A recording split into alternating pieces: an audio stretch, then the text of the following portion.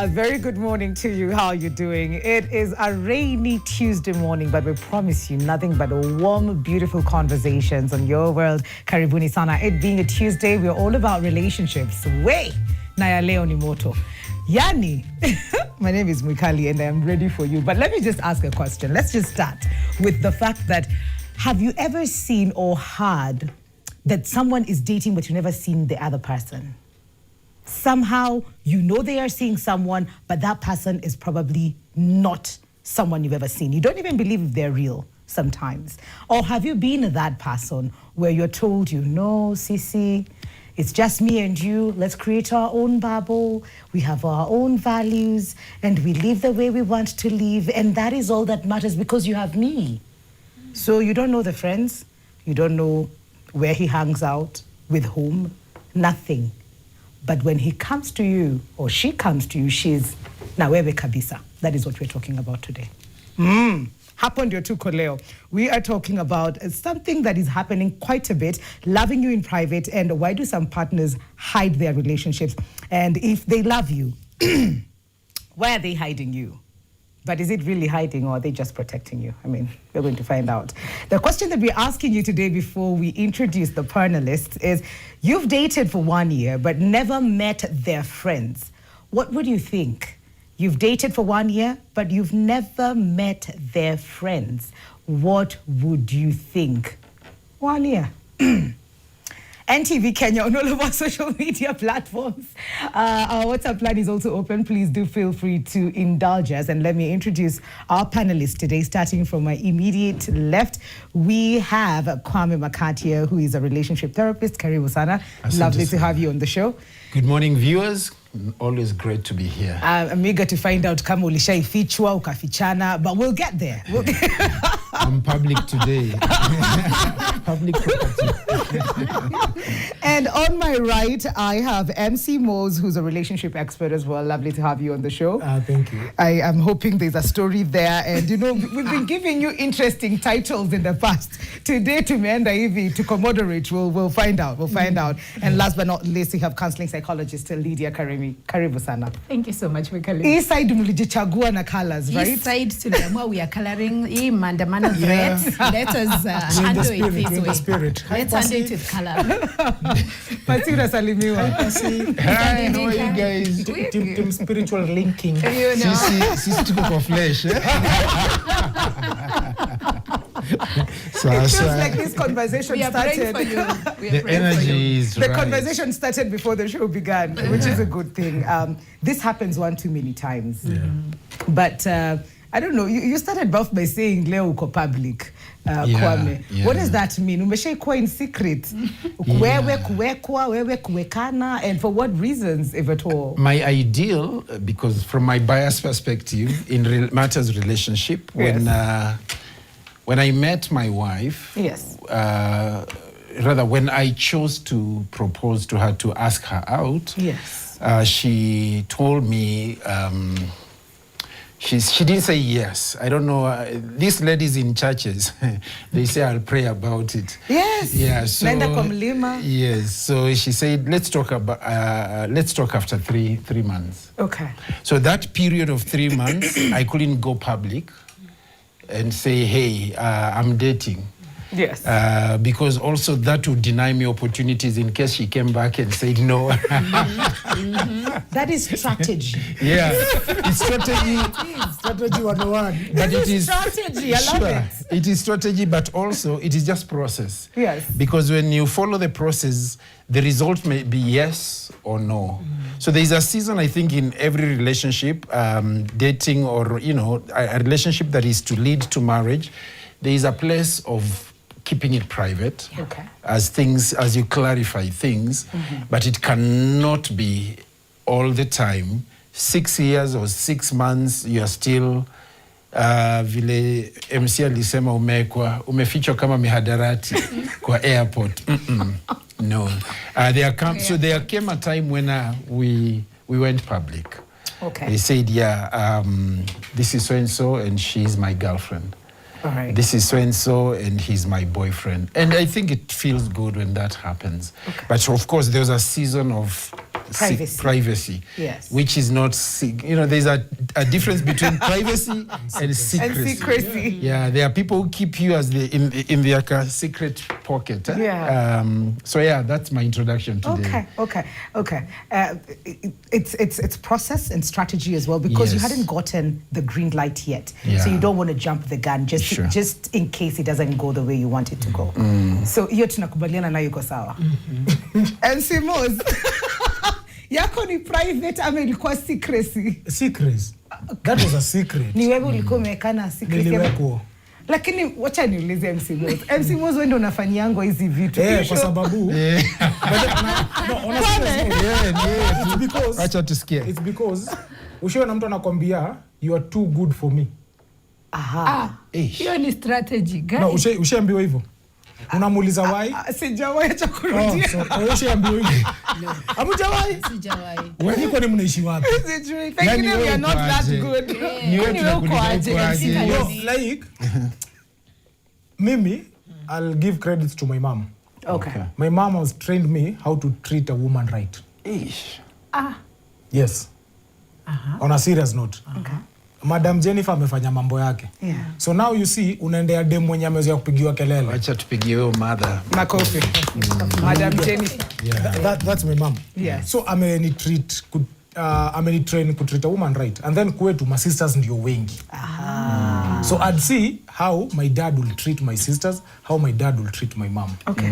So wewe umeenda kwa mtu, huyu mtu amezoea toxic love, lack of a better word. Yeah. Amezoea tu hatuwezi reason, lazima tupigiane kelele. So akikupigia kelele umenyamaza. Una get. So already this person feels you are too good to be true.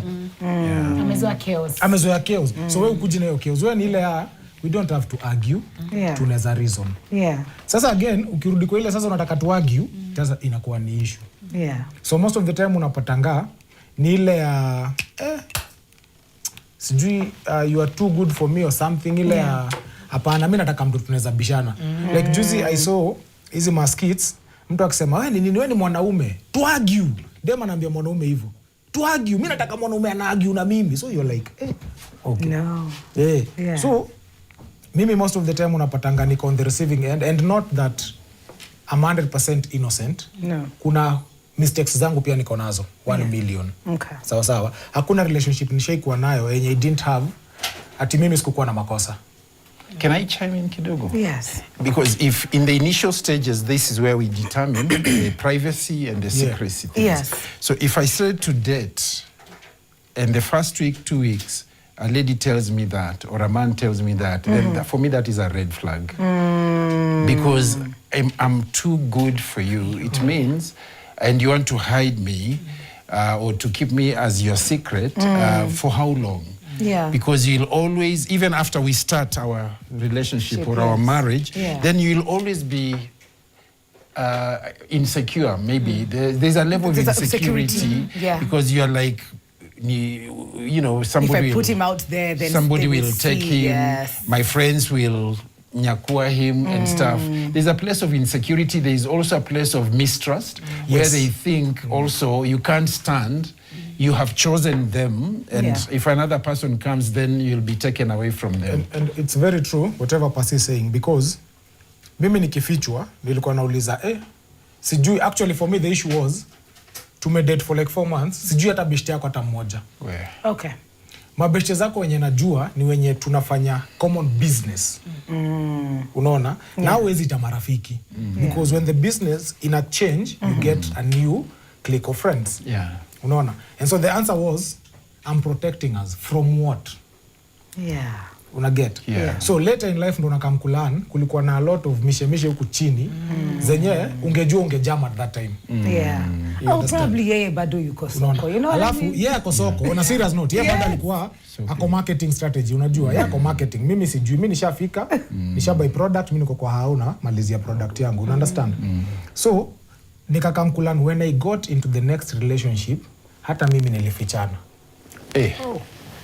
Na nilifichana kwa nini? Huko pia nilifichwa kutu protect. Sasa hata wewe Lydia Lydia. serve huyo. Ilibidi kwa sababu Counseling psychology. kwenye nimetoka nimezoea kufichwa ile aspect ya usinipost, usifanye. So kacha kupostiana pia Nikawacha. wewe. So you're getting mtu anakuambia mbona unipostingi? Ndio unaanza kujiuliza brother mbona simpostingi? Una notice ulizoea ile pattern ya huyu hatufai kwenda public. Yeah. And mimi ni mtu nikikudate hata Bill Gates atajua na kudate. Question. And now moving to Lydia. Loving in private. Privacy, secrecy. Ebu zifanye hivi. Kwa sababu sometimes, say for example, you will find that I am on the limelight. And the one thing that you will not find is my other partner, relationships, things. You will never find them online. So, I mean, siku post tu na from the onset mi ndasema I will never post you. Nikona kama kosa. So ukizitoanisha privacy, secrecy and loving in private. All right. So one, I think I would like us to look at this conversation very objectively. Okay. Because loving in privacy, or even the secret bit of relationships, there is a good side and there is a wrong side. Okay. Okay. Or let us say there's a healthy part of it and there's an unhealthy part of it. But I must say, when you're saying that you love somebody, naturally, the way we know, human beings are created to want to belong and also they want visibility. You want at least your friend, the people that are close to you, maybe your sister, even if it's not the family members, at least people need to know that you have somebody, okay? Yes. So it is naturally one to desire to let people around you to know about the person that you love. Yes. And it is also natural for the person who is being dated to want to be known by the people that are your friends and your support system, all right? So what is this that takes place that makes people not want to make their partners visible? Or yes, what is this that would make people not want to make their partners visible? Yes. Now, there are two things. Number one, there are issues of shame. Either you're not yet ready to have this person known to people because you feel maybe they are not your standard. Maybe they are not aligned to the needs that you have. Or maybe if you show them outside there, kuna vile watu wataona mutani question. Na pengine mutani judge. Exactly. But I want you to hold it right there. We've just talked about shame and I know we've not done it in full, but I want us to take a quick break and when we come back, we just get deep in that because there really are factors. Kuna vitu zinasema huku online kama akona sura personal, like unamweka hivi karibu. Akona forehead inafika kesho mbele yetu. After the break. After the break, don't go too far. We will be right back. This is your world. In private. Ooh, juicy. Is it secrecy? Is it privacy? What is it? And what differentiates the two? And just before the break, I know we cut you, Lydia, but just before we go back to that, the question we are asking you is, you've dated for 1 year, but never met their friends. What would you think? You've dated for 1 year, but you've never met their friends. What would you think? NTV Kenya on all of our social media platforms. Our WhatsApp line is also open. We'll be looking at your feedback in just a bit, so please do indulge us. But right now, though, we go back to Lydia. Shame, number one. Yes. So one of the reasons, as I said, that will make somebody not want to expose or make their partners visible is feelings of shame. Yes. Whether you feel this person is too young for you, is too short, is dark, is not of a high social or cultural level like you already are in or you'd want. Even sometimes religious differences. Probably you feel you're not yet so sure that you want this person. You're Christian. You're not sure you want a Muslim or a Buddhist or something like that. This means that you're experiencing internal conflict. You want this person, but again you're afraid of the world. How will people take this person, or how are they going to react when they discover or they realize that you are actually in love with this person, okay? So that is one.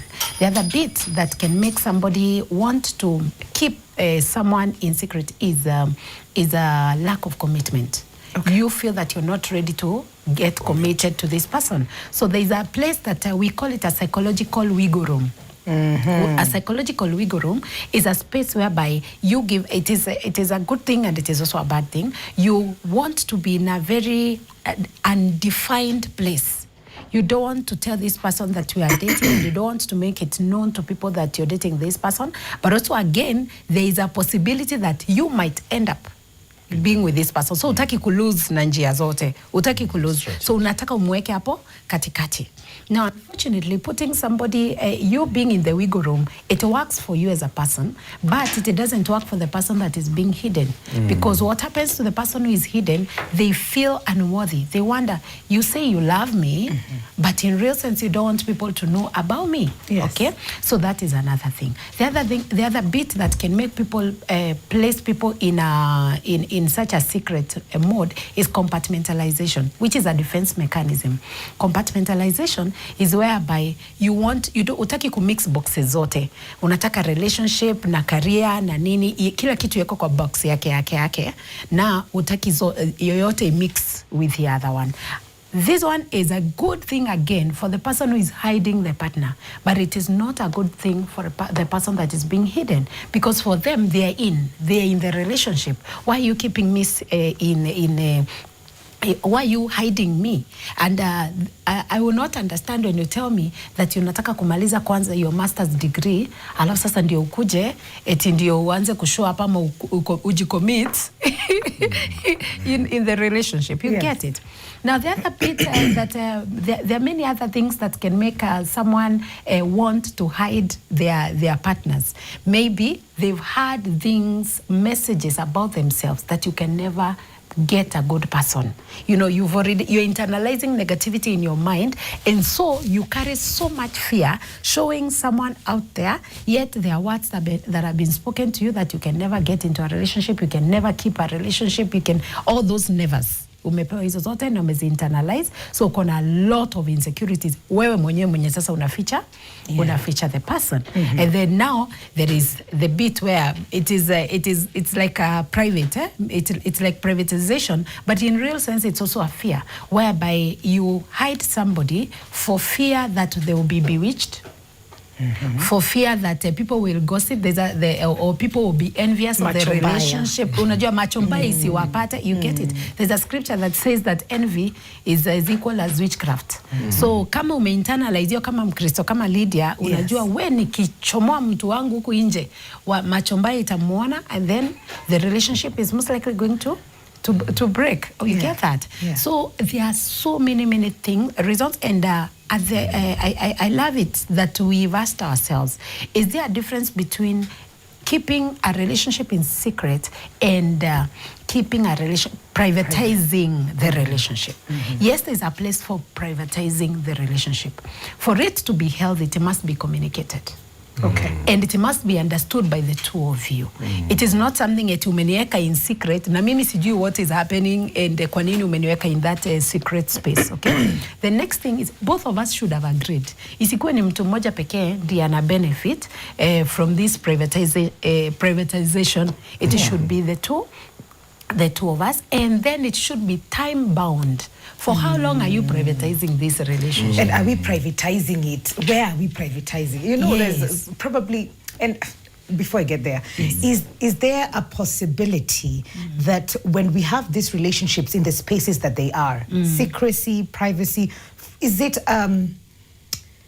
obvious that they will not thrive in those spaces, or they can still thrive in the spaces that we choose to make them hidden or private until, if it's time bound, like Lydia mentioned? Let me talk about the benefits of keeping us relationship private. Okay. Because there is a place for it. Yes. Okay. It is healthy for a relationship to be private. And number one, it builds trust. Yeah. Okay. Because you've just met, you're knowing each other. This man has a history. The woman has a history. And if you are to go public, utaambiwa, tunajua Mikali, we know her. or not you. No, the truth, that we've seen that happen where people will tunakutolea ma receipts. Yes, this one, si alikuwa gana fulani, we know. And maybe at that particular point in time, she or he has not told you about that story. And it can easily, so privacy will help, to you close yourself inside to build trust, to share your past, so that you are like, okay, fine, this is my past, this is your past, but we have met today, we are starting a new thing for us. Then it also allows support. Close friends and family can offer guidance. When you are offering, you are keeping it private. Yes. Because it's, now, as we said earlier, this privacy is not from everybody. Yeah. There are few of your friends who will know. Yeah. Maybe a colleague or maybe your sisters. They know, hey, I'm seeing so and so. Or that prayer partner in church. We've been praying for a guy, so somebody showed up. I'm going to have coffee with them. There's somebody. So you're keeping it under wraps. You have not gone public. Yes. But so there's support and guidance and advice. They'll tell you, if you are going for a drive with him, make sure, let me know where you're going, keep me, so there's a place for that. Then also, it is just, it shows, rather, it gives, how can I put this? It is respect. Perhaps, Mikhail, for example, you're a public figure, and you start to see this man. He can't be posting you all around, and things are not so clear. So there is need, depending on the status of in the community, in the society of the different partners, you might want to go private, because so the place is, we have agreed. We agree this and this for these purposes and for these purposes. And even after marriage and stuff, there are people, because of the offices they hold or the work they do, you can't go posting them, because also public does not necessarily mean it's only social media that will go in. Public means, for me, let's go to the parents. Let's go to our pastors. Let's go to our friends. Let's do a rural show. Let's do a wedding, because I know in this city, there are people who are married, quote unquote, but they've never gone to their in-laws. I don't know if that is privacy or secrecy or it's an abomination. Or non-commitment. But it is a disease. It needs healing, because you are living with a woman. She has her people, but you have never gone to her people. Or the last time you went, it was not even official. Your parents have never met her parents. So it's so, I don't know, that's not even private and secret. It is a disease that needs counseling and deliverance. The pastor in me, deliverance.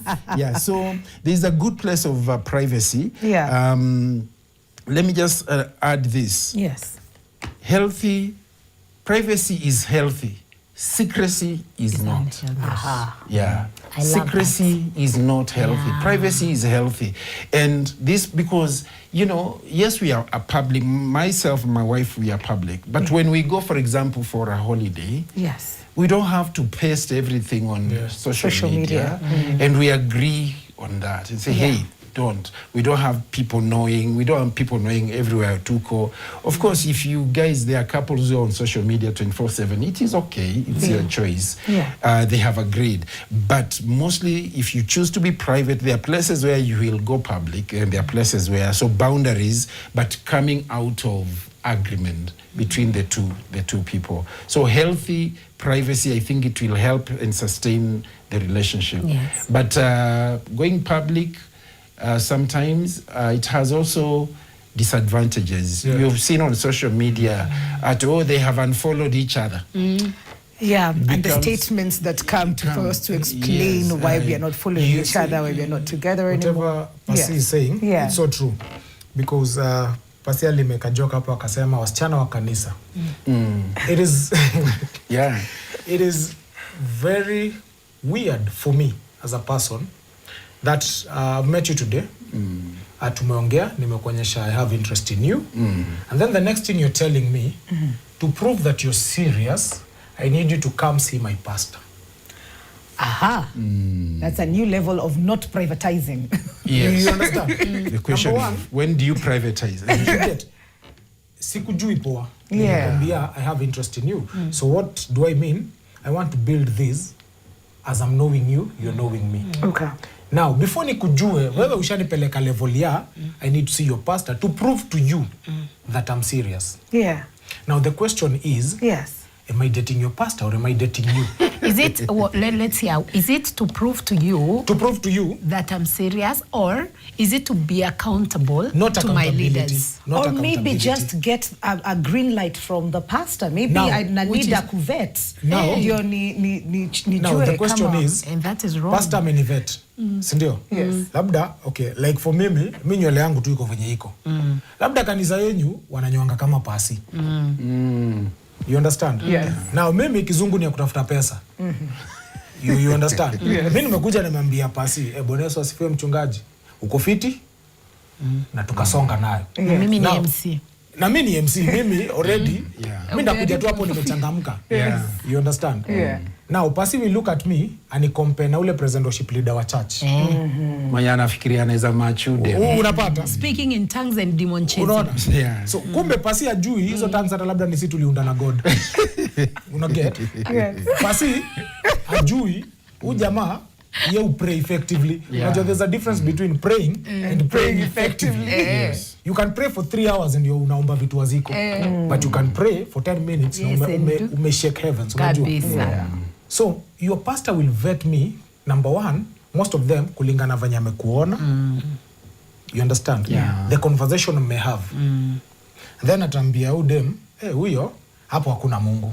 Hapo Mungu amekataa. Now you see, wewe number one, I don't know you that much. Already tumeingia level ingine. Yeah.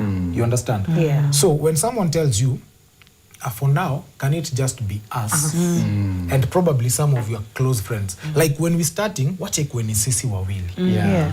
Nikujue. And then now we can bring in Lydia because you told me Lydia is your best friend. Let's start with that. Aya, we bring Pasi into the picture. Pasi is my best friend. So now, tumetoka from us, tuko private, to another level, tumeingiza watu wawili ndani. Then from there, I'll be like, hey, by the way, niambia uko na click ya your girlfriends. So can I meet 2 or 3 of them? Same on my side. But sometimes it is very weird that from my side, you'll meet everyone. Yeah. From your side, I know no one. No one. Can I chime in kidogo? Nasikia nawasho juu mnataja mapasta. So now I'm just thinking, Okay. we from history we need to be very careful in relationships, Yes. knowing the levels where we are. Yes. Yeah, when do we go to our parents? When do we even tell our friends? Because we can meet the two of us. I've been told ladies have no secrets. They'll tell their best friend, yeah, I'm going to see. Uko hapo unafikiria mko wawili. Kule ameambia kadunia. Yes, ama wanaweza kuata kwa hiyo na ujui kahawa. Wamekaa pale wana watch. Mko date na wako the next table. Yes. no idea. So the thing here is agree, as he's saying, Yes. from when do we, because when you go to parents and when you go to pastors, that's another level Yes. of intro. You must have sat down and said, where is this relationship heading? Yeah. And if you are now agreed, this is heading, you know, to marriage, then you're like, okay, fine. Then we need to introduce, I need to introduce you to the people that matter to me. And these are my sisters or my family, my parents, in an informal way first, you know, and also to my church. You come, attend our service. So I'm now comfortable for you coming alongside me in our church service. And I'll be like, oh, this is my girlfriend. Or this is a friend. Hata nisiposema girlfriend, people watajijazia because who is this guy or who is this lady hanging around you? And that's the initial stages. So it can't be before tujuane. It can't be immediately you want me, you know, to show up, to take selfies with you, I don't know where those selfies will land and stuff like that. And we are not even agreed if we have a place, a future or not. So the place of coming and saying, hey, Mikali, where is this headed? And once we agreed, most ladies will be like, where do you think it is headed? Yeah. You Who are are the we? man. And you go, yeah, What are we? We are humans. Yeah, so once you say, okay, me, I'm here and I'm thinking you are going to be, you fit, or rather you are good enough, or rather I'm smitten and I think you are going to be my wife. I would like you to be my wife. Yeah. And I'm in this relationship for I want a wife. I'm not looking for a girlfriend. I want a wife. And he says, she says, I want her, a husband, and I think you can be. So you agree together, let's take this path. At that point, that's when it becomes inevitable. You have to tell people. Yeah. Because in my heart of hearts, I have a girlfriend. Absolutely. I have a boyfriend. The things that I want to understand. Yes. There's a mutaratara. Yes. There's a way to do things. Yes. But how do I know, Lydia? How do I know that? What are some of the things to look out for to know that we have moved from the stage of just knowing to the stage of telling to the other stage of probably social media? Because saying a timeline might not work for everybody, but what are the solid things that I need to look out for to know that, aha, hapa pengine kuna kitu, I can give it maybe the next level, the next level. I'd love to describe this in 5 stages. Okay. And these stages, just by the definition, you'll be able, we should be able to internalize to do what each stage entails. The first stage is the attraction and the curiosity stage. Sasa tumepatana, we are smitten when your Pasi amesema. You get it? Yes. I like the way you do things, the way you speak, you know, kuna ka chemistry wewe, kuna conversations, mnapigiana simu, na mpaka biology, kuna vile, lakini, you know. Kako injili, Lydia. Niendele nishikilie pale please. So kuna hiyo stage ya attraction and curiosity where you want to know more about this person. You want to understand, anaongeanga aje, and it is a very surface level, by the way, stage. Yes. Then now there is at this point, the point yenye mnajuana, I think it's a mistake that many ladies or even some men will be like, can we define this right now at the point of being smitten and at the point of chemistry? I think that is not right, because you've not gotten to understand this person very well to a point where you now want to go out and tell everybody that you're in this. Okay. The second stage is the exploration stage. It's exploring one another, and it's about building. This is why you're now talking about this, addressing your personality differences. This is the time whereby you're looking at your religious beliefs. This is the time you're looking at your values. What are your values? What are my values? What do you really, really believe in? And especially, what is your perspective of maybe marriage? Do you think divorce should happen, or do you think we are in this mpaka mwisho? Hata kikiumana uko ndani tutakaa na tukae kabisa, you know? So it's about exploring and getting to understand each other. This is where now we explore the hobbies, we explore the things that really excite you, that give you fulfillment. It is a deeper stage than the initial stage, which was attraction and curiosity. Yeah. Now, after umekaa chini umeanza kujua personality ya huyu mtu, umejua belief system yake iko aje na values zake ziko aje, and even expectations about relationships, and even familia yake, background yake imekuwa namna gani. Do I think the way he reasons or the way he sees things can really align with the way I see things? You now make a decision. Yes, I want to get deeper. I want to go further with this relationship. So at the exploration stage, bado, the people that are now coming in are friends. Watu wenye wako tu kwa outer court. Hatujaanza kuingia inner court, all right? Hatujaanza kuingia kwa familia and all that. Okay. Then now we come to this other stage where we call it a definition stage. Definition. Can we define who are we? That is the third stage, okay? This is where we tell each other we are dating. Dating for what? For marriage. At the exploration, ndio muli discuss, do you believe in polygamy, monogamy, polyamory? You know those beliefs utotote muli discuss pale kwa exploration. So you now define. Now we can get serious. We can now start introducing people now like siblings, even family members. They can start getting to know us, okay? But bado hatujafika ile commitment, but at least unaona kuna there is we are headed somewhere. We defined the relationship. Then now we get to the integration stage. Integration stage is where now you're getting each other's, mnaanza ni kama kuingiana in terms of your daily routines, your plans, sometimes even finances. You start planning, how are you doing your monies? How much do you earn? How much am I earning? What can we do to, to grow ourselves? Even start thinking futuristically. You get it? At the point of integration. And this is the time where now you start asking each other, hey, I didn't know that you are meeting so and so. You didn't inform me, because at this stage you should have informed your partner that you're meeting so and so, or you're coming in late. Or for some people they get they move in together at that stage. For some people those with the Christian beliefs that we can't move in until we get married, bado tuko pale hapo sasa ndio tuko, what do you call it, this stage before marriage? Premarital Courtship, exactly. Iko hapa kwa integration. All right? Okay. And then now finally we get to the commitment, where now we decide to make things legal. We make things official to the public, to everybody. Now, visibility depends on which stage you're in. Okay. Stage ya kwanza na ya pili, I encourage the visibility should be minimal. Okay. But at the stage, umefika stage ya 3, na ya 4, na ya 5, na bado umefichwa, dada, brother, something is really wrong, okay? Yes. So the visibility, and check your commitment versus visibility, okay? If the commitment is low, then the visibility should be low. If the commitment is high, the visibility should be high. So kama uko too committed, uko ndani, lakini visibility iko chini, ni vizuri kuuliza maswali mawili matatu. Okay, I think that was quite to Milan. See how you've done it in your past. I am looking at my life wondering. I think tumekuwa kwa hizo stages. It's only that hatujui titles hizo stages.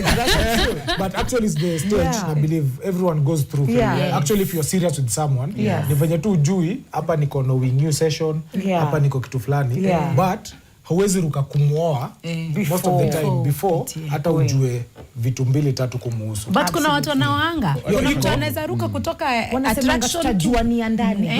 It can happen, but most of the time it doesn't last. Kwa sababu mtu atatoa character ndio ikuhit haya.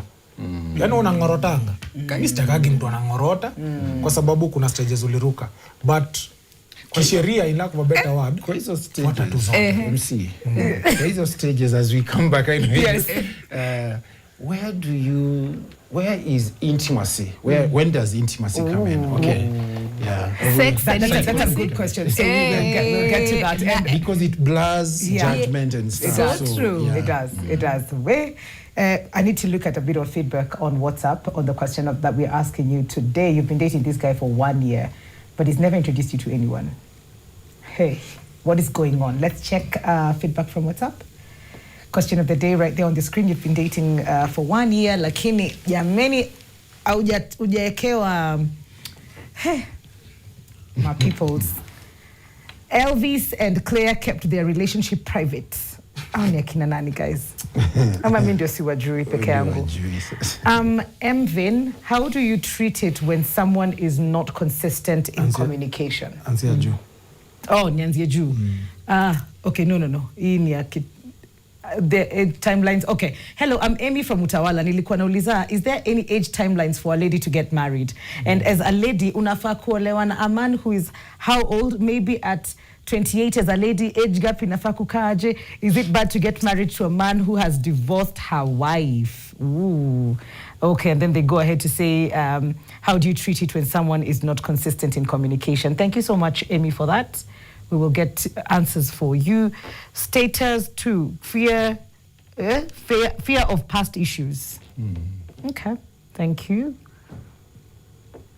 Mimi ni mrembo sana. Is this today? I don't think that is today. Yeah, Chini, hi. Private all the way. Private all the way. Okay. Good morning, your world. This is Galbi from K-South. The thoughts that usually show up. Am I a secret? Is she hiding you? Is she hiding you? That stings. 1 year is past the casual stage for most people. Is she embarrassed of me? Our brains jump there fast. Even with zero evidence, maybe she just keeps things separate. Some people are intensely private or compartmentalize hard. Do her friends even know I exist? Why? Not meeting friends after a year isn't automatically bad, but it is data. It means this part of your relationship hasn't progressed yet. The healthiest next move isn't guessing. It's a calm check-in. I realized I haven't met your friends after a year. I like you and I'm curious about that part of your life. What's your take on mixing our worlds? Yeah, maswali mengi. But we will come back and answer your questions after this break. So usibanduke. tunarudi hivi punde. Welcome back. The conversation in studio is fire, fire, fire. On the conversation we're having today, we're talking about you being kept in private. You know, your friends, the friends don't know each other, family doesn't know you. What is that? What are we protecting, or are you just being hidden? Are you a secret, or is it private? And the question that we're asking you today is, you've dated for 1 year, but never met their friends. What would you think? You've dated for 1 year, but never met their friends. What would you think? He likes to keep it cool. Perhaps due to a previous double crossing. You know what I mean. Megamind article on Facebook. Sigoro says it means be ready to be cooked. Okay. Not good. May Muna says his friends are in a different continent. How are you? How are you, Koku Karibu? That's why. It's none of your business to meet their friends. Therefore, it means nothing. That's Vicky. Basil Obiero says betrayal comes from friends and not enemies. So I'm protecting my person from my friends because they are the enemies. Where? Why must I be showing you to my friends? So. That is the conversation we're having. And just before the break, Kwame Uliza, our counseling psychologist, a question. So I'd like for you to just do that again as a recap so we can get an answer from Lydia. I like the 5 stages that we have outlined. And the question becomes, when can we say physical intimacy comes into the equation? I'm a stickler. I'm asking because out here on the streets, people take it differently. I believe in sex after marriage. Yeah. But you see, we are talking about privacy. So people keeping you private or in secret, but then exposing their bodies to you. So I don't want people to know you, but I'm going naked before you, you know? And I'm finding a disconnect there because it should be protecting myself first than from the public, yes. But so from your statistics. Kwa hizo stages tano.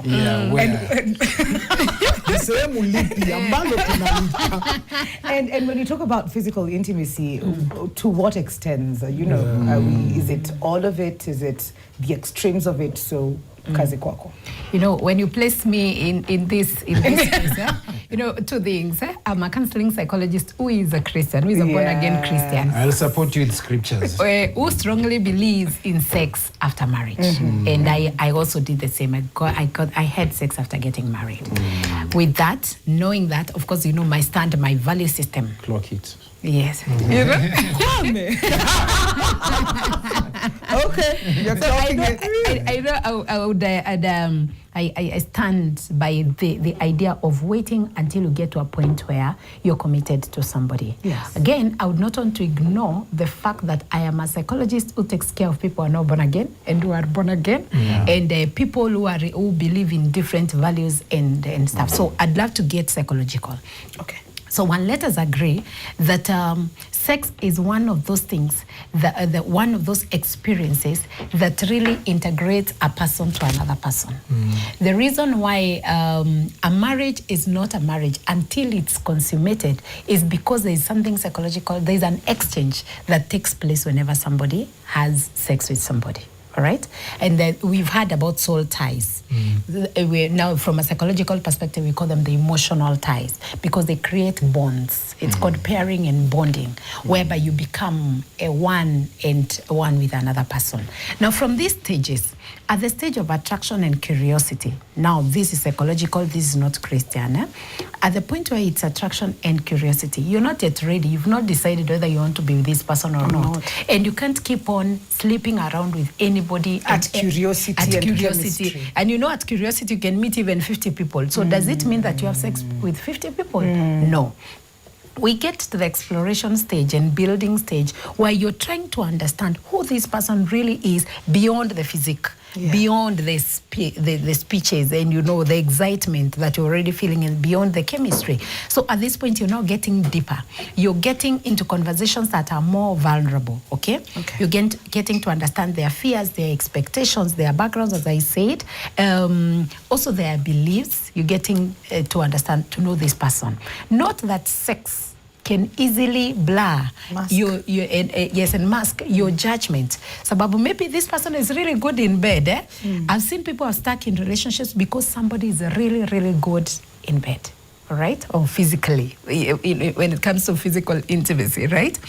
Now, if you get into a relationship because of that, that is not enough to keep this relationship. Yes. Okay? So still skip the exploration stage. Yes. Let's come to a point where we have defined the relationship. Now we've decided that we are taking a direction. We've decided that we belong to each other. This is where now we have exclusivity. There is nobody else getting into this relationship. You're not meeting another lady. You're not meeting another man. We are in, and we are going all the way towards commitment.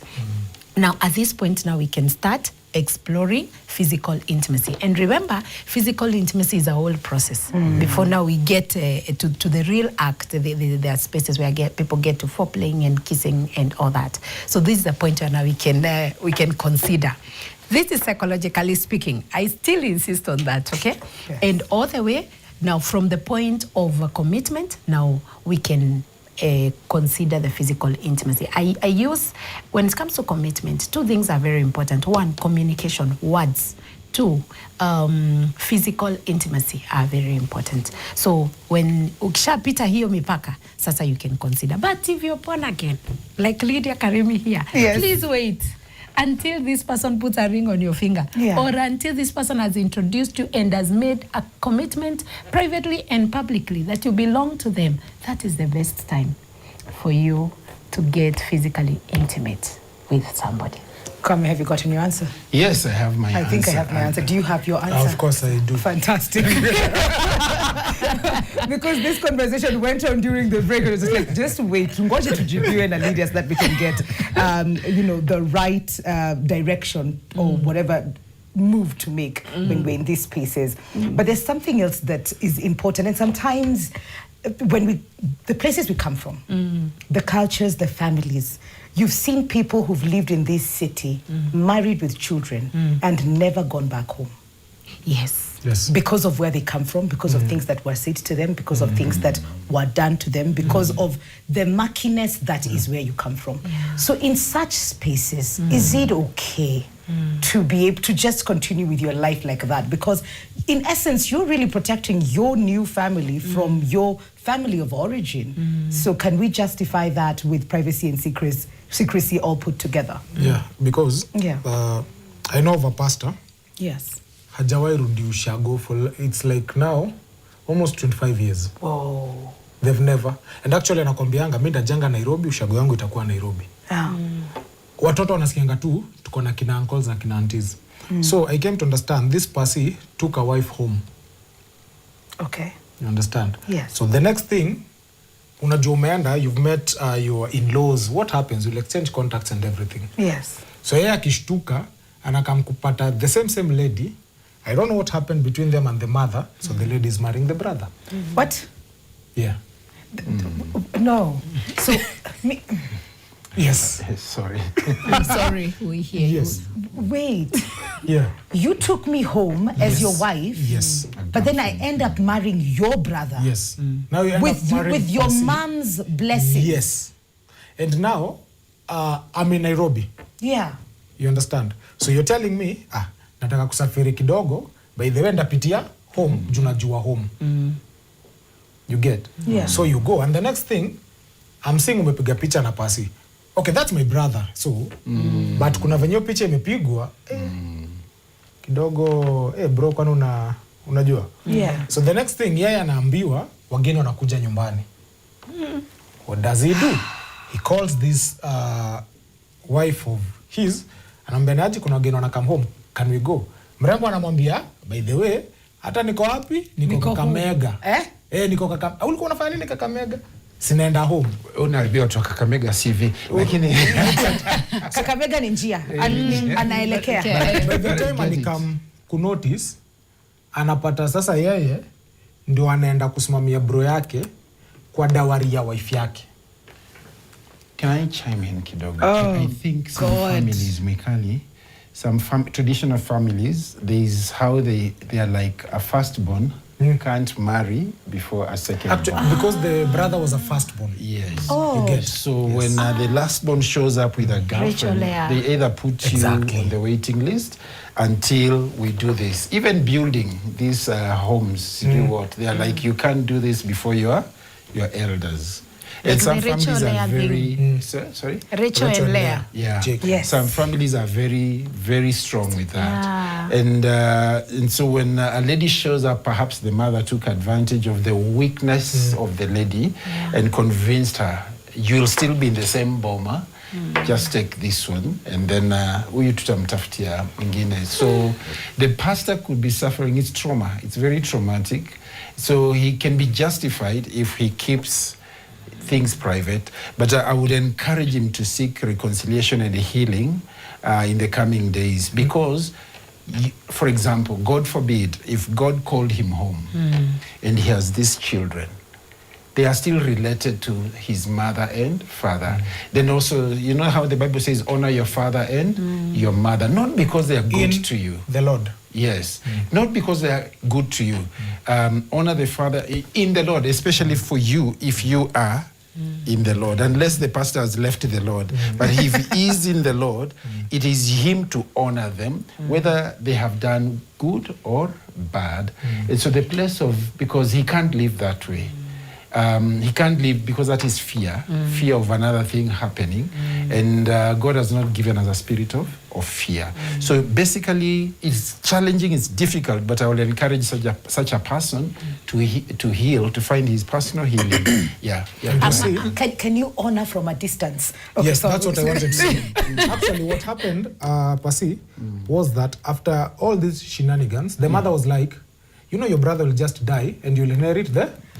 Come on, it gets worse. Now you understand? Yeah. So akaamua, enyewe wani wazazi wangu, I love you, and Let it happen. inauma na iko tu sawa. Then this person got another wife. The same procedure. Nampeleka wapi? Nyumbani. Now picture this. Yeye ni last born kwao. Unaona? Brotherke, second born, is not married. Akapewa ule baby. So what happens? Numbers zikachukuliwa. No. So kuna siku ameka no dem akanotice the mother is calling this lady sana. So akapigia mamake akamwambia nimenotice unapigia Mwikali sana WhatsApp. Ati can you tell Mwikali akuje nyumbani? Niko na wageni. Anisaidie kuwapikia. Una get? And he said, so anamuuliza mama, atoke Nairobi. Akuje all the way to Kakamega. You have friends. Unaona? Hapo around. You get? So when the guy realized dem aliendanga out bila kumwambia, aliwacha.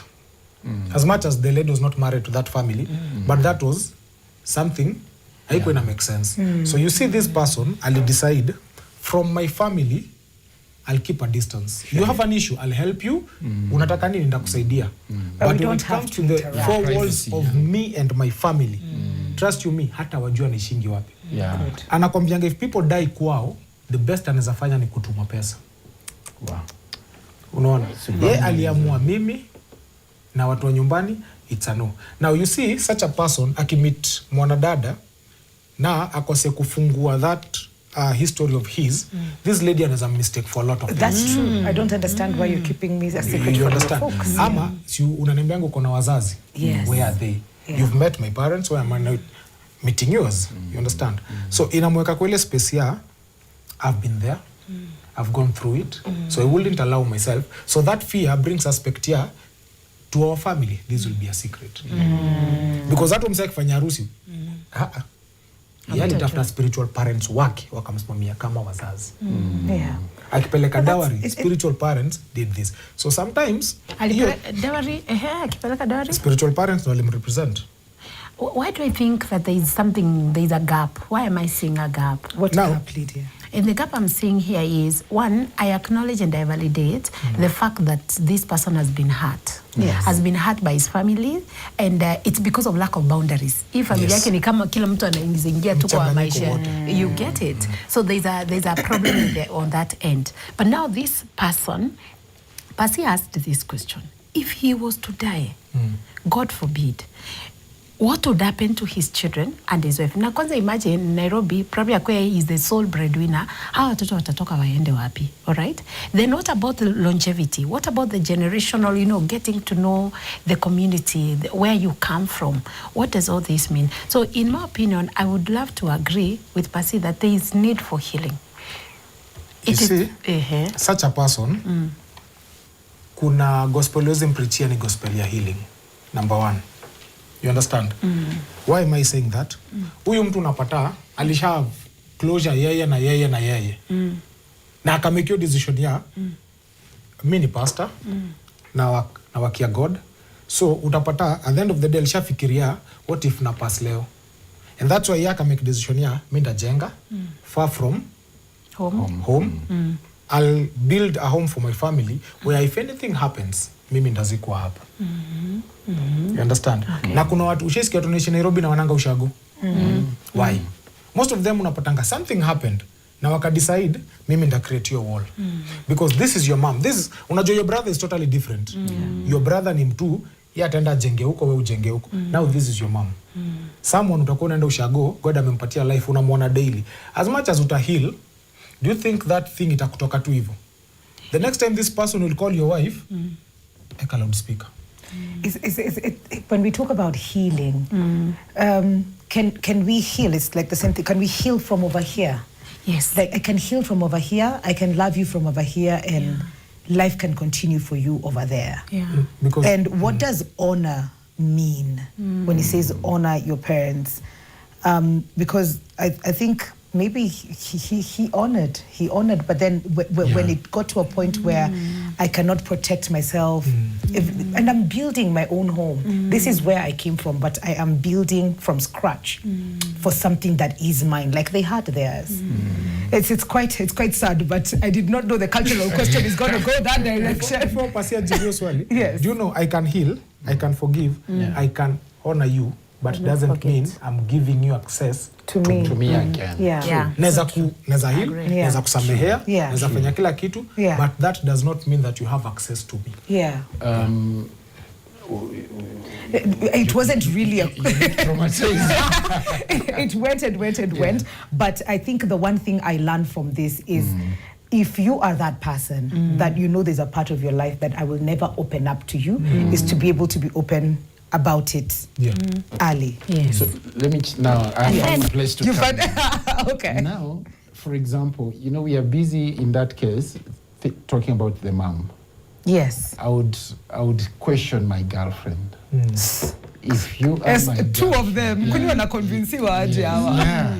Because you're my girlfriend, I'm introducing you to my mom, and then she tells you to cheat on me with my own brother, and you take it up. Who are you? And so for me, my beef will be with this girl, with the girl, not with my mother. That's where your commitment was. And then I'm thinking the heart, yes. So he's justified to have boundaries because I can forgive you if you stole my phone. I can forgive you, but I'll never then allow you in my bedroom or in my house because you can steal something else. Yes. So there's the place of boundaries. Yes. The place of now going forward is, for example, they are still your parents in that case. Yes. They are still your siblings and your parents. It's painful. And especially if he's a leader, a religious leader, a church leader, because he has to lead by example. And that puts you in a tight space because most of the things God would ask us to do, they're not comfortable. When he tells us to forgive one another, when he tells couples or people in a relationship, out of reverence for God, submit one to another, there are difficult things he's asking us to do. Yes. And so the Percy is okay, justified to do all those things, but imagine his congregation, if that is the kind of advice he'll give to his congregation over time, then that congregation will be like, ukinikosea, tunaachana na wewe. But there's a place of making peace. Because even us, when God forgives me, I pay for the consequence of my sin, but he embraces me. And that's the way of the Lord, that I will embrace you. And that is now the Christian love. Because it's very unconditional. It's like Jesus living together with Judas. You know, and knowing this guy is going to betray me, ananiuza lakini sitamtupa sita. It's like Jesus also reinstating Peter as the team lead of the church after Peter denied him three times. So there's a place where another level of his faith can lead him to reconcile with boundaries. Now the last one is the lady now he marries. I tend to think I need a wife, a girlfriend who can help me become better. In fact, if I am dating you and I realize you don't talk to your mom, you don't talk to your father, you don't talk to your siblings, for me that's a red flag. Because if you can't keep those close relationships, then I wonder if you'll keep this one that we are starting. I'll question there. Of course, there's matters of pain. And so this lady coming in, I do not want, yes, they'll side with me, but I want them to be the bridge to mending those important relationships. Because yes, they are Christian brothers and sisters, but this one, I want a lady who will come and say, hey, especially in a Christian setup, you'll say, okay, hey, you need to forgive your peeps. You need, like now if your mom then passes on and you don't show up and then you're telling me you have forgiven him, I highly doubt. I will be like, what? Okay. Beef for long. Yes. Actually, so, yeah, can I chime in? Yes. I love the fact that we are not agreeing to somebody staying in the woundedness. Because this person is deeply wounded. And yes, he may not be able to understand the gospel of healing, but he doesn't have a choice. He has to heal. Do you know why? Woundedness, as long as you're wounded by whatever the scenario, whatever the activating agent will be, will affect you, and that wound will affect every other domain of your life. It will affect how you make decisions. True. Somebody who has been raped at a young age is wounded, or at whatever stage is wounded. And I can tell you, it will affect your professional work, it will affect your spirituality, it will affect your mental health, it will affect even your physical health. Your parenting, all those things. It will affect every area. So as long as you carry a wound inside of you, just be aware. It does not even affect other people as much as it actually affects you. I wrote this book, Who Are You, Woman? Out of woundedness, because I realized that I'd gotten wounded from from the point I was young, a young child. My self-esteem was wounded. At some point, I'm hurt in the church. At some point, I am, so many things happened to me. And I discovered that there are patterns that developed. I developed a people-pleasing pattern. I overfunctioned. I developed fear, a lot of self-doubt, because I was hurt. And it is until the moment that I found healing. This doesn't mean that I went and looked for those people and told them, now come, let us reason together. No. It's until I found healing. That's where I was able to put these books together to help people understand that every wound must be healed for you to make objective decisions. Absolutely. I totally agree with that. And this conversation is unfolding on different levels, and I'm loving it. We have a few questions on WhatsApp that I'd like for us to take, and then when we go on a break, come back and answer the questions now. All right. So maybe we can have the questions on the screen. Greetings, Mikali and the panelists. For me, I am a sanguine. You can't hide me, bwana. Ntakusema. Let me say this one makes people hide their relationships are shame, poverty, age, fear of the unknown, education background, people are jealous, etc. Okay? Let's see the next one. Why do some men cheat on their loyal wives? Huyu ni mtu anasikia hapa. Hi Mukali, this is Masika from Kimilili, enjoying my holiday. Chini and Maji relationships are the best. This is because they help you make the right decision in case the person fails you. You absolutely have a big chance to get someone else with zero pressure. My opinion, telling everyone about your relationship wrangles is messy, noisy, and unacceptable. My question, I'm 29. Am I too late to marry? There's a few questions about the right time to marry. Okay. Hello, this is Abednego Karama from Nyamira. Mwikali, apparently the reason why some people hide their relationship is because they have fear of judgment or disapproval, because it plays a big role. A person may worry about what family, friends, culture, religion, or society will say, especially if the partner is from a different background, age group, or social class. True. The next one. Hi, well, I have been dating a guy for 2 years now, but I brought up the posting issue as to why he doesn't post me. Weh? Akaniambia, ati her mom will see, mind you, we live in the same area, so probably his mom knows me. Mara his cousins will see. Na plus his socials ni za kupost aesthetics things. Sasa mimi ikabidi nisimpost juu. Me, I believe relationship isipopostiwa na the guy I'm dating myself. So is that a red flag? Though I've met his friends. So hapostiwi social media lakini amemeet friends. Why do some exes comment kijana mzee in social media calling him fala? To me, common sense. What is that? Okay, I'm not so sure what that is about.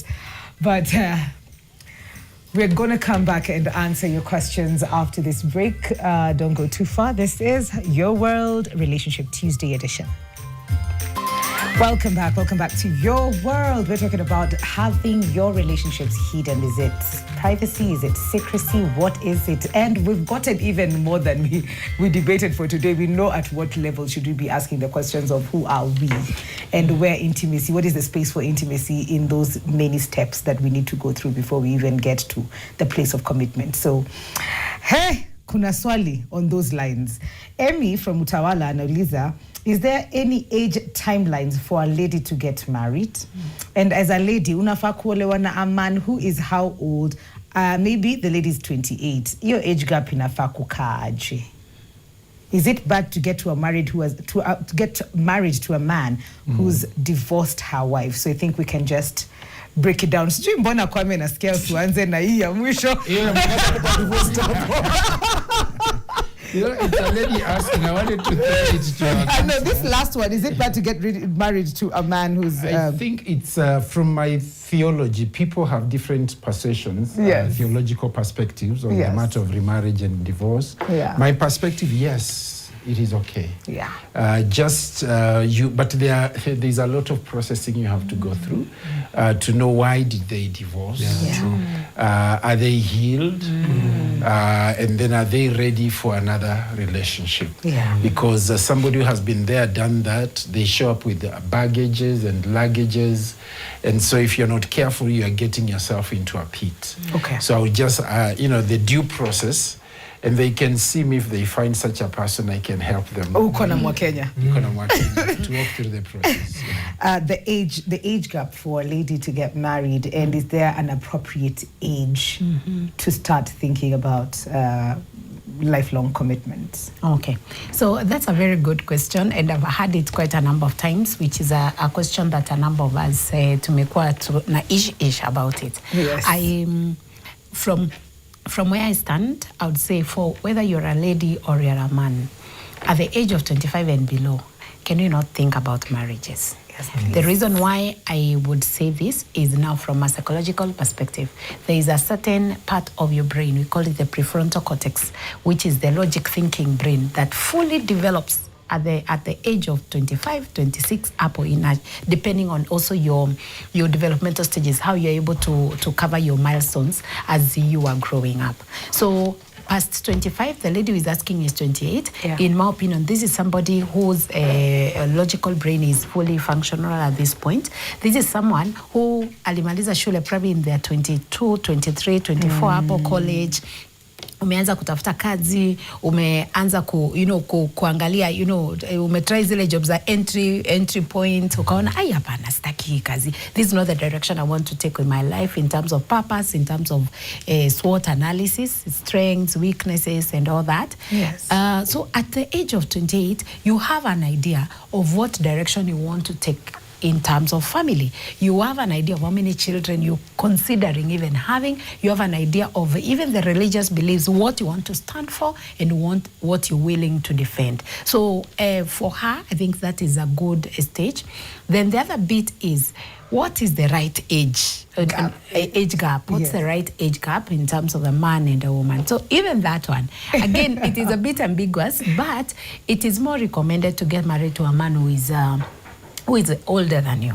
However, why? Because of the brain development again of the men, a man's brain, kuna in terms of the decision making and all that, wanatakingi longer compared to a woman. Hata ukiangalia kasichana kako 4 years and a boy who is 4 years, you realize that there's some milestones that like a girl moves faster compared to the boy. Yeah. However, let us agree this. Our developmental, brain development is determined by many factors. There are biological factors, which are what do you call this, based on the family that you're coming from. The biological factors on that. Yes. There is that. And then there is the psychological factors. Kuna mtu anaweza pitia shida mingi kwa maisha, you know, ama hata traumatic experiences that have really built their resilience. So unapata decision making yake iko chap. Then unapata kuna personality differences. Unaweza pata kuna personality yenye iko slower in decision making, in adaptive, being adaptive and maturation. So ingine inaruka, ina move very fast. So in my opinion, take your time and look at many factors, okay? Consider the age and also consider the belief systems, consider your compatibility, how you're connecting, consider purpose, you know, and fulfillment. Unaweza pata a guy who is 2 years younger than you, but mnasonga direction moja, but also pia isiende beyond 5 years lower younger than you. Hiyo nayo utapata mko na developmental stage differences zenye zita affect in the relationship. Okay. So 5 years below, 5 years above, and or even more. For the above you can add. Yeah. But now for the below, 5 at least. Okay. Yes. MC Mozo uko sawa? She continues to ask. You wanted to add on to that comment? Yeah, okay. Just a statistic. I participate in a ministry called Divorce Care. Okay. Where we take care of the divorced persons and separated from their marriages, especially Christian from churches, but anybody can come in and go through it. And what we have found, most of them are people who married early. Okay. Below 26, below 27. Those marriages suffer a lot. Any marriage can go through separation and divorce, but my majority are people who have gone through, who married early. And that is before the clarity she's talking about came to be. So I stand with her on this one and just say, let's wait to mature. Patience pays. Yeah, she's at a good age, Amy. She continues to ask about consistency in communication. And I'll just double that up with another message that came through. Mix ebu liza juu ya wale wa kughost mtu alafu anafufuka from nowhere, either in a week or a month. Ghosting. Communication ndio the basic ground of everything. Yeah. Kama sikujui, if you are not communicating inamaanisha sikujui. Na sitawahi kukujua. Masikutaki. Una get? Ama sikutaki, because you communicate to people who you feel ni wa maana kwako. On a serious note. It's like the same with creating time for what's important to you and for you. Unaona? So most of the time unapataga mtu anakughost. Ite maana kughost kama huyo wa mwezi. Ako busy, guys. Unaona? Ako busy, hatukatai. Ako busy pia yeye ana vet, unajua? Ako busy ana vet. Kwingine. And by the way, most of the time ina happening hivyo. Yeah. Unapata niko na mwikali, but Lydia ameanza kunipatia attention. And then I notice, wait, spendagi venye mwikali uvaa. But Lydia anadunga better. Lydia anadunga venye ni uta. Yeah. So unaanza kuenda na hii pande. Hii pande napata we, huu ni drama queen. Wacha nirudi kwa hii mavazi yangu. You get? So someone mwenye anakughost ni mtu anakuacha kwa ile aspect ya uko kwa ka string. Ako wiggle room.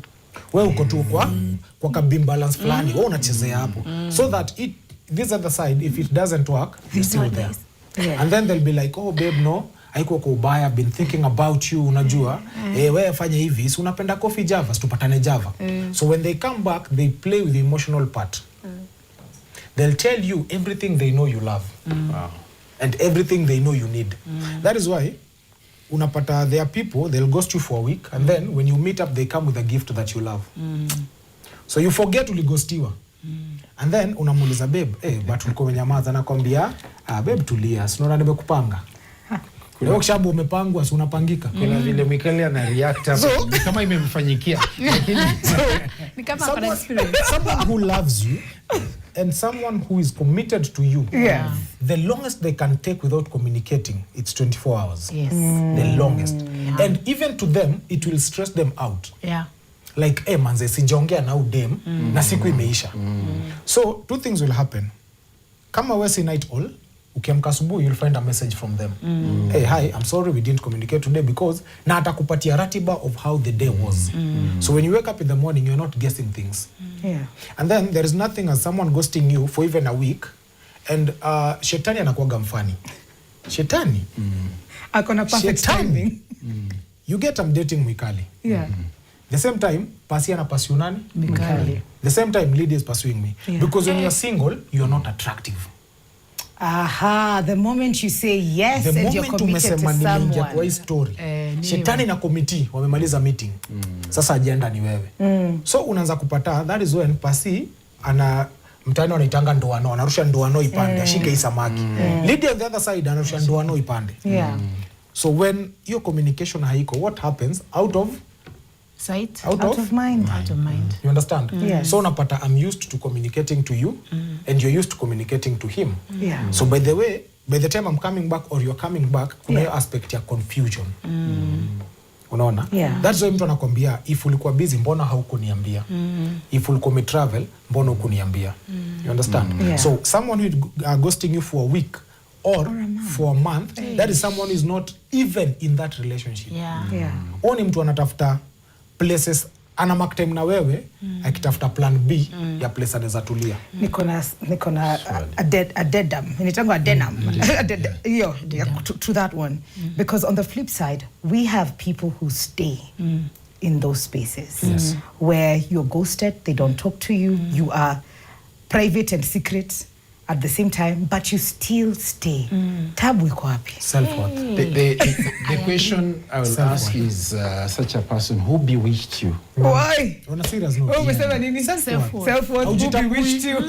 It's low self-esteem. Because as he's saying, communication is the bedrock of any relationship. Yeah. Minus communication, it is dead.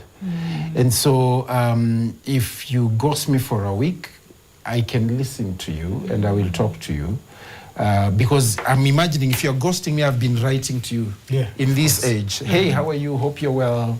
Hey, how was your day? Blue ticks and stuff. So the next time you're reaching out, I'll be like, boss, if we want to do this, this is how, expectations. I'll share my expectations with you, how we can do this thing and move it to the next level. And if they are not willing to what is that word? To commit to that, then they are out. Yeah, because actions speak louder than words. So if you're not talking to me, if you're not reaching out to me, if we can't fulfill that which we talked about, then you're telling me, loud and clear, you're not for me. I'm not your priority. And therefore because I am sure that day, it doesn't matter how busy you are. Yeah. You picked somebody's call after your program. Yeah. You, during lunchtime, you answered some text messages somewhere, or even an email, a random one, wherever there are things you value and you give it time. And if this person likes you and loves you and they value you as an important person, then they will respond to your text. So yeah, if you're being ghosted, it is a sign that you're not wanted there. The sooner you leave, the better. Hata wewe jitoe na kaheshima. Yeah, true. Usikose drama. Kama kitu Pasi anasema, now Mikali, imagine this, umetext mtu asubuhi. Now, this is what I believe happens with 3/4 of Kenyans. Mtu aliamka asubuhi, the first thing anafanyanga ni nini? Angalia simu. Yeah. That's true. Si ni kweli? Afungue aone updates nini. Akaweka simu. Went to shower. Very okay. Akaingia kwa gari. probably they are using Uber or matatu. What happens your time? Kwa simu. Na alipe bill. So this person amefika tao ameingia kwa ofisi. Unani understand? So huyu mtu ulimtumia message. Akakupiga blue ticks. Alafu siku hizi kuna ujanja wako nayo ni grey ticks ndio usidhani amesoma. Grey ticks really. Tunikatia grey ticks. Kora hivi. Ai ni best yangu natumia grey ticks na kuna mali tu nakwambia nimekuweka ile ya wewe. Ona tubeba ndogo. Huyu mtu ulimtext. Huyu mtu uliona ame-update status 8:42. Ukamtext 9. Akakupiga grey tick.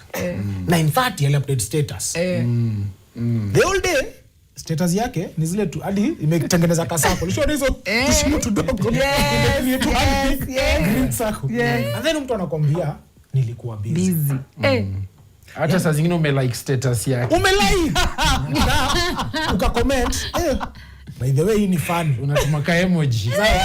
Ukifungua immediately ameifungua ile pande nyingine. Lakini zile za hi, how are you? How are you? Hizo haoni. By the way, anyone who loves you and anyone who is into you, they will create even 2 minutes for you. Because quality time doesn't mean tunafaa kuspend the whole time pamoja. So just give me 5 minutes of your time. It's good. Relationships they start on the basis of a communication. Yes. Okay. I'll inbox you, or I'll call you, or I'll come and greet you in a hotel, and that's communication. Yes. And relationships are sustained by communication. Marriage is sustained by communication. Yes. You can't afford. And if somebody is displaying this tabia huku mapema, toka mbio. And then for this person who is staying. Yes, because sometimes it's amekaa. patience. Pengine niko too patient. For patient. There is something very wrong. Something is not okay. There are better places to use patience. Exactly. Tumia patient hospitali na watalipa daktari. Wow.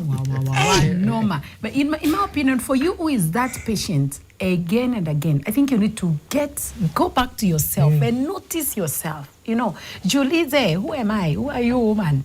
And then Julize swali, when this person is prioritizing everyone else the way Pasi has said, but is not prioritizing me, what does it mean? Could it be they have other people, as MC said? Yes. Could it be actually chances are very high that is what is happening. They are seeing other people or they're already considering other people and you're not a priority then. Now, tafadhali jipende. You know, get back to your boundaries and try as much as possible to get out of this relationship, even if it was a relationship previously. No matter how painful it will be, because I know also we are afraid of nikitoka kwa hii relationship nitafu kuanza tena watu watasema nini. Yes. And even for me, am I going to be this lonely? Sitakuwa na mtu wa kutext wa you know, so not that your brain is already used to a certain pattern of responding to someone again and again. And even the fact that you're texting and the texts are not being responded to, still the brain iko comfortable because at least bado uko kwa system. Now the fear is if this person is completely out of the system, what happens to me? So people are afraid of being alone. Loneliness. And now I would comfortably say this: if as a human being you're not comfortable with being alone, being yourself, being in a space where you feed your soul with your presence, with your affirmation, you know, you're okay with being you, then you're not the best candidate of a relationship. Well, self-abandonment 101. Yes. We've got a bit of feedback on WhatsApp. Let's take a quick look before we come to the end of this conversation. So, tuangalie watu wa WhatsApp wanasema aje to the conversation that we're having today. Thank you, Kevin. Well, mimi nimeonyeshwa shege, literally. What is that? Okay. I've been with a guy for close to 2 years, though we parted ways early this month. All those stages that you mentioned are quite familiar, just that I couldn't define them when I was in that position. The guy made all the right moves. He came home, he met my parents, he introduced me to his friends, he could take me to places where even his family members were present. But not even a single day did he say to me, you know what, girl? I want you to be my girlfriend. No definition. But in my head, I knew we were just good because all his moves made sense. As much as he involved me, we still never worked out. So I feel like there should be clarity from the word go. Hii mambo ya confusion na fantasy imepoteza wengi ni kitangulia. We'll talk about that, the definition and being able to verbalize it and be like, this is exactly who we are. Desmond from Taveta Show, Icolit, thank you so much. Aha. Turudi juu kidogo. Yes, there you go. Hello, guys. I really like your discussion. I was in such kind of a relationship and I was the one who wanted it like that. Like I wouldn't let her meet my friends or even post me or meet her friends. And the main reason is because deep down I knew she wasn't the one, despite her being beautiful and coming with the whole package. But kuna that kathingi I felt was missing. And the selfish part is that I didn't want to end it because of the benefits that came with the relationship. The benefits are now. Hizo benefits, Kwame, I don't encourage it or support it now because it really hurts the other person. That leaves them with low self-esteem and many whys. He, she doesn't want you meeting their friends because they know you ain't the one. Na hataki kuku-introduce, then after a while they introduce someone else to the same friends, as it leaves unanswered questions on your stability in relationships. Can we scroll? Lydia, how can one find you? Let me chip in, Atakama, I'm not a panelist. Here's Toria, the pastor. He can honor them from a distance because him going home actually keeps on opening the wound because of the mom, bro, and the lady will always be in the picture. And to Pastor Kwame, as much as the word says we honor them, it also says parents, do not put your children's hearts in pain. You can imagine the pain he went through. Imagine how painful it is, it's stranger akikufanyia hivi. So imagine how as your strangers kwake. It's very painful. So Lydia, you'll tell us how people can find you as we answer that. Good morning, Wikali. I'm in a private relationship since high school. We are 4 years in relationship with the same person, but my parents don't know about it and his family know me by seeing me by coincidence. We met in a matatu and we greeted them. Then I headed home. Is it good for my parents to know because the guy keeps asking me about when I will stop keeping it a secret? We never do social media things. The guy is so committed in this since we met. I need your help. How will I handle it? Because the guy keeps asking me the same question. As for the friends, have seen me as I am. Hey, mimi kizungu imeenda out the door. To tell me, hey guys, let me just go back a bit. Hey, where are we? We never do social media things. The guy is so committed in this since we met. I need your help how I will handle it because the guy keeps asking the same question. Some of the friends have seen me. Am I supposed to tell my mom because I'm seeing this is not the right time for this because my mother is because my mother, my mother's reason. Oh, reason is because of my past. The guy wants me to tell them so that he can pay a visit, so that my parents can know him. How am I supposed to handle it? Okay. Your age. From my knowledge, betrayal comes from the close people and not your enemies. I prefer Chini and Maji. Maybe we can just answer the questions first. First of all, you were 4 years since high school. So these are 22-year-old person. Yeah. That is what I'm assuming. 22 years. Yeah. And then is a guy. The lady is the one I think who wrote in saying she has met the parents Komatatu by coincidence, but the guy insists on tutaenda kwenyu lini. So the guy wants them to go to her place. Yeah, she thinks it's not the right time. She thinks it's not the right time. Yeah. In my opinion, I think it is not the right time. Okay. The fact that she thinks it is not the right time is enough to tell us that it is not the right time.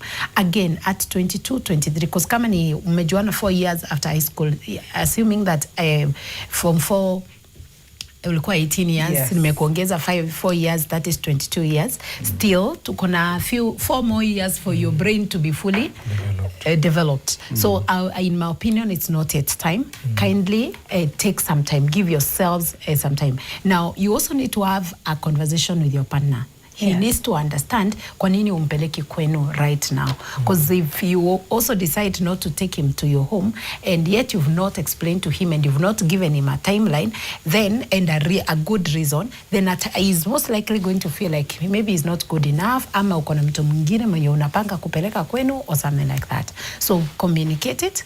And also focus on yourself. Build yourself. Being at that age, that's a very prime season to grow, to develop yourself, to learn who you are, to rediscover yourself, build yourself, heal from childhood experiences that you experience, That is a time for you to focus on self. Absolutely. And as you tell us how people can find you, Lydia. Oh, yes. Yes, I'm a counseling psychologist and a marriage and family therapist. You can find me either on Facebook, Instagram, LinkedIn. I'm Lydia Karimi, the therapist. Or you can check me on my website, lydiakarimi.co.ke.